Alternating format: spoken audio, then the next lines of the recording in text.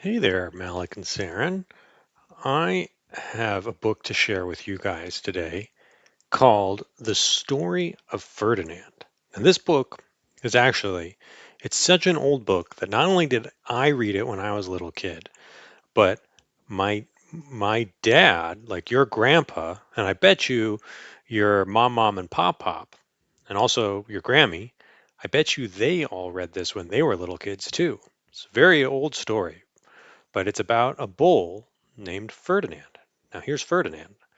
Look at him. He's like a different kind of bull. Because I always thought bulls were supposed to be like a little bit mean, but this bull is like just chilling out, sniffing a flower. That's pretty interesting. Let's see what the story's about. The story of Ferdinand.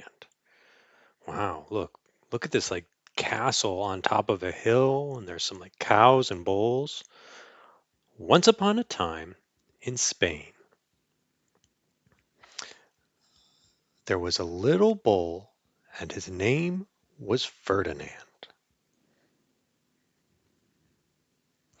All the other little bulls he lived with would run and jump and butt their heads together. Oh, look at them. They're having such a fun time. But not Ferdinand. Oh, look, he's different. He's going out into the field. I wonder where he's going. He liked to sit just quietly and smell the flowers. Look, he's a quiet guy. He's quiet. He had a favorite spot out in the pasture under the cork tree. There he is. He's going to a spot.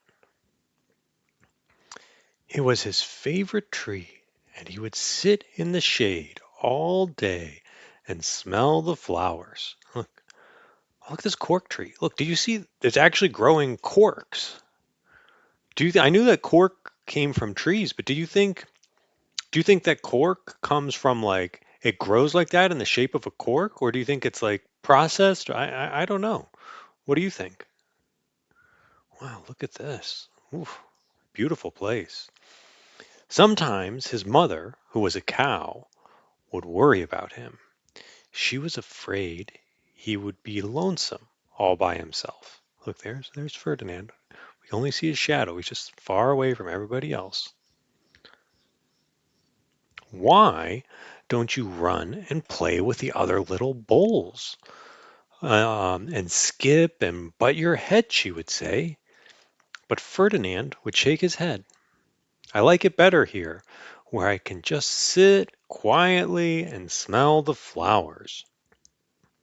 He likes to be calm, and he's not so wild. He's not a wild guy. It's like he just likes to be quiet. But isn't it funny that his mom wants him to be a wild guy?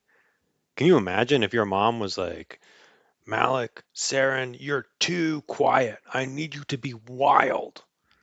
That's what his mom is like. I guess like bull and cow culture is very different than ours. His mother saw that he was not lonesome, and because she was an understanding mother, even though she was a cow, she let him just sit there and be happy. Oh, what a nice mom. As the years went by, Ferdinand grew and grew until he was very big and very strong. Whoa, look at him. He's like, well, I actually turned the page. But like, look at him. He's like a giant bull now. Whoa. All the other bulls who had grown up with him on the same pasture would fight each other all day long. They would butt each other and stick each other with their horns. What they wanted most of all was to be picked to fight at the bullfights in Madrid. Whoa. Look, here all the other bulls are. They're dreaming. And and then they're looking at a poster of a bullfight in Madrid. Do you know what a bullfight is? In Spain, they have like a man called a matador who fights with a bull. So that's what they want to go do. They want to go, and there's like a big crowd of people that watches. So that's where they want to go. But not Ferdinand. He still liked to sit just quietly under the cork tree and smell the flowers. One day, 5 men came in very funny hats to pick the biggest, fastest, roughest bull to fight in the bullfights in Madrid. Look at all these guys. They're scouting the talent. They're trying to find the meanest, toughest bull. All the other bulls ran around, snorting and butting and leaping and jumping, so the men would think that they were very, very strong and fierce and pick them. Yeah, look at them. They're just like, oh, they're going crazy. They're fighting so hard, and all the men are watching. Ferdinand knew that they wouldn't pick him, and he didn't care. So he just went out to his favorite cork tree to sit down. It's like, that's nice. He's kind of chill.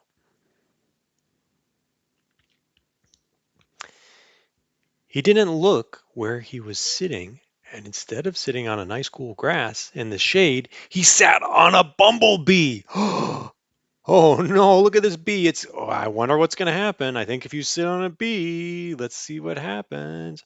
Well, if you were a bumblebee and a bull sat on you, what would you do? What would you guys do? You would sting him. And that is just what this bee did to Ferdinand. Oh, look, we see Ferdinand getting stung. You can see him. Oh, no, he's starting to. Oh, it hurts so much, I bet. Wow, did it hurt? Ferdinand jumped up with a snort. He ran around, puffing and snorting and butting and pawing the ground as if he were crazy. Oh, it hurts so much to get stung by a bee. Poor Ferdinand. The five men saw him, and they all shouted with joy, "Here is the largest and fiercest bull of them all. Just the one for the bullfights in Madrid."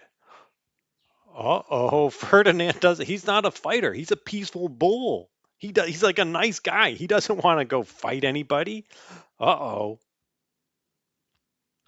So they took him away for the bullfight day in a cart. Uh-oh. Look, here he is. Oh, he looks so sad to be in that cart. And now he's going away. But this is like a pretty Madrid looks like a pretty cool place. Like look at it's like a giant like canyon and there's like some kind of cool bridge up there and that's pretty cool.